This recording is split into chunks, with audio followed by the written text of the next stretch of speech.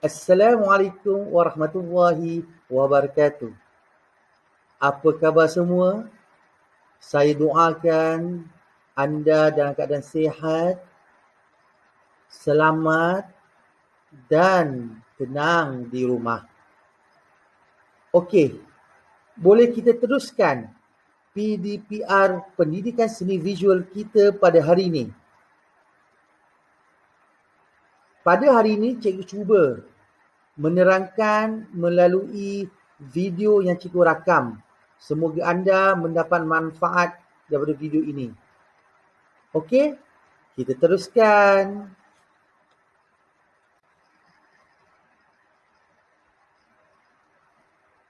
Baik, anda dapat lihat tajuk apa yang kita akan bincangkan pada hari ini. Hiasan dalaman. Boleh cikgu tanya sedikit? Adakah anda sudah bersedia untuk belajar dan memahami tajuk hiasan dalaman? Baik, bagus.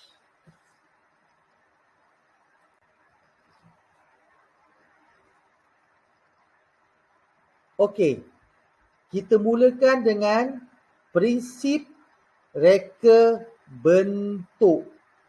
Prinsip reka bentuk. Apa saja rekaan yang kita buat, mesti ada prinsip.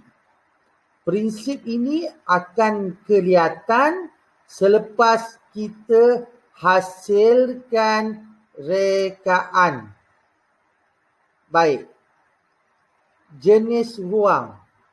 Dalam hiasan dalaman, kita ada beberapa jenis ruang. Anda tahu tak apa itu jenis ruang? Anda boleh bayangkan tak ruang bagaimana yang cikgu nak sampaikan ini? Contoh, anda ambil sebuah kotak 4 segi. Anda buka daripada atas, macam biasalah buka kotak, dan anda tengok dalam kotak tu ada barangan ke ataupun kosong. Begitulah kita ibaratkan ruang yang kita diami. Okay? Okey. Kita tengok apa ciri-ciri yang penting dalam prinsip reka bentuk ni. Okey. Setiap jenis ruang itu mempunyai ciri-ciri yang berbeza. Yang pertama, ruang rumah kediaman. Ruang rumah kediaman. Ini rumah yang kita duduk lah. Tak kisahlah berapa banyak bilik yang anda ada, berapa banyak ruang yang anda ada di rumah, mengikut jenis rumah. Okay? Tapi apa yang penting, ciri-ciri dan keperluan dia berbeza. Contoh, kita duduk di rumah pangsapuri, kita duduk di rumah teres dan sebagainya. Paling besar istana lah. Okay? Ruang rumah kediaman ini, dia perlu dihias mengikut keselesaan penghuni dia. Okay? Maksudnya dia kena direka mengikut keselesaan untuk kita tinggal lama lah. Maksudnya contoh dalam rumah yang ada banyak ruang. Contohnya ada ruang apa? Ruang tamu, ruang makan, ruang bilik tidur, bilik air. Okay? Keperluan dia berbeza. Ruang tamu perlukan ada sofa, kerusi untuk orang duduk sekejap. Mesti ada meja. Kadang-kadang tetamu datang nak hias, nak bagi air, nak hias bunga.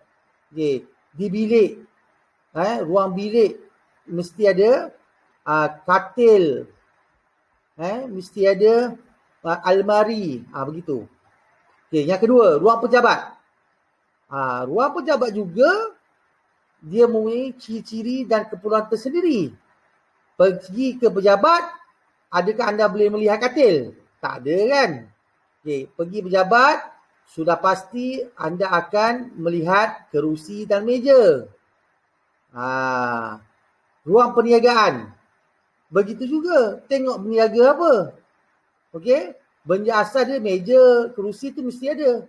Yang lain tu apa? Tengoklah. Kalau ruang perniagaan itu dia jual kereta, dia akan letak kereta dan sebagainya. Okay, ruang kesihatan. Di klinik, di hospital. Yang kita lihat apa? Banyaknya kerusi berbanding dengan meja, kan? Di sekolah, banyaknya kerusi dan meja. Serentak, sama. Dan yang terakhir, ruang pameran. Ruang pameran ni kebiasaannya kita letak papan pameran. Kita tak letak kerusi meja. Okey, kalau kita nak tengok kerusi meja, baik kita pergi pejabat. Okey, kita teruskan. Soalan okey ke? Anda ada soalan? Tu. Saya ada soalan. Boleh anda jawab soalan saya? Apakah soalan ini? Kita teruskan. Apakah peranan dan fungsi hiasan dalaman? Anda lihat situ. Ada gambar pejabat, ruang pejabat. Satu lagi, ada ruang tamu di rumah. Adakah peranan dan fungsi hiasan dalaman ini sama? Okey, kita akan pergi tengok. Yang pertama, peranan dan fungsi hiasan dalaman bergantung kepada jenis ruang. Yang pertama, peranan dia dan fungsi dia yang pertama, semua ruang dihias untuk mencantikkan ruang ataupun kita buat hiasan dalaman untuk mencantikkan ruang tersebut. Mencantikkan ini boleh jadi dari segi warna, dari segi pemilihan perabot dan susunan perabot. Adakah kita masuk dalam satu ruang, kita tengok kosong, dah cantik? Macam rumah baru dibeli, kosong saja, dah cantik ke?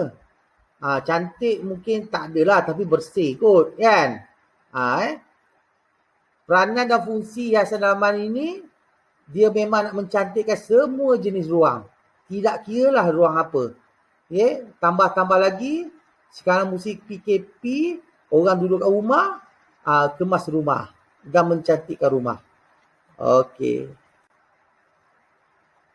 Yang kedua, ruang sempit kelihatan luas. Yang ini kepada mereka yang duduk di pangsapuri ataupun flat. Tidak kiralah, ikutlah kemampuan masing-masing. Okey. Anda yang penting anda bersyukur ada tempat berteduh. Okey, tak apa. Dulu ada satu pepatah, cikgu ingat.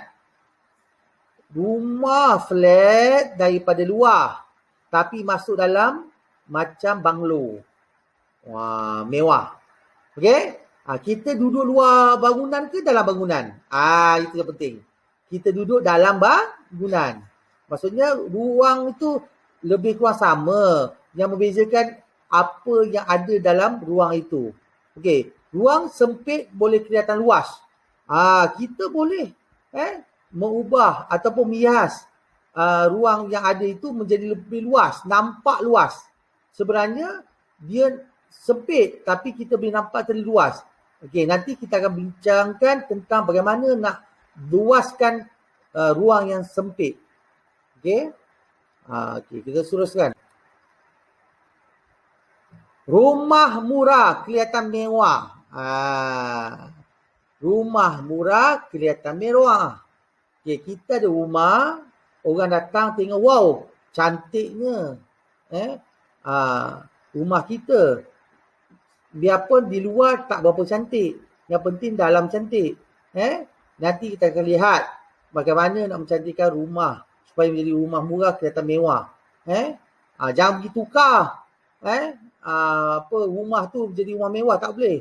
Kalau rumah kita tu rumah flat, kita tak jadikan banglo. Tapi dalam tu kita boleh hias. Okay, yang keempat, keselesaan. Yang ni penting. Keselesaan. Apakah peranan hiasan dalaman nak bagi keselesaan kepada penghuni dia dan juga pengunjung ataupun tetamu. Okey, saya seronoklah pergi rumah dia. Kenapa seronok? Rumah dia cantik, rumah dia selesa macam hotel.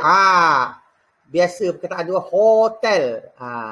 Tak ada orang kata, tak nak lagi hotel tu. Mesti ada masalah kan. Maksudnya nak jadi keselesaan sebab kita nak duduk lama. Okay. Yang kelima, elakkan daripada kebosanan. Maksudnya hiasan dalaman ini boleh kita ubah-ubah. Kalau mungkin hari ini hingga bulan depan kita pakai satu tema air terjun, boleh. Bulan akan datang kita tukar tema padang pasir. Saja nak tukar. Macam kita makan jugalah. Manusia ini cepat bosan. Dengan ada hiasan dalaman ni, dia duduk dalam rumah, dia tak bosan lah. Kalau tanya kepada burung, ayamnya dan sangka, kalau diorang diberi peluang untuk buat hiasan dalaman pun, diorang akan pilih. Akan buat. Apatah lagi kita. Oleh itu, anda boleh faham apa yang cikgu sampaikan ini. Jika ada soalan, nanti boleh bertanya kepada cikgu. Okey, setakat ini saja. Kita akan sambung pada sesi yang akan datang berkaitan dengan tajuk-tajuk dalam hiasan dalaman yang belum cikgu kongsikan. Okey? Rasa tak panjang kan? Ataupun nak panjang lagi? Boleh. Cikgu boleh panjangkan. Okey? Yang penting anda faham. Kerana pecahan tajuk dalam hiasan dalaman ni banyak. Okey? Anda cuba faham dari segi satu perkara dengan satu perkara. Cikgu tak nak bagi sekaligus, takut lupa. Okey, hari ni kita tengok prinsip reka bentuk, jenis ruang dan peranan fungsi. Itu saja. Okey, kita jumpa lagi pada sesi yang akan datang. Jaga diri. Assalamualaikum.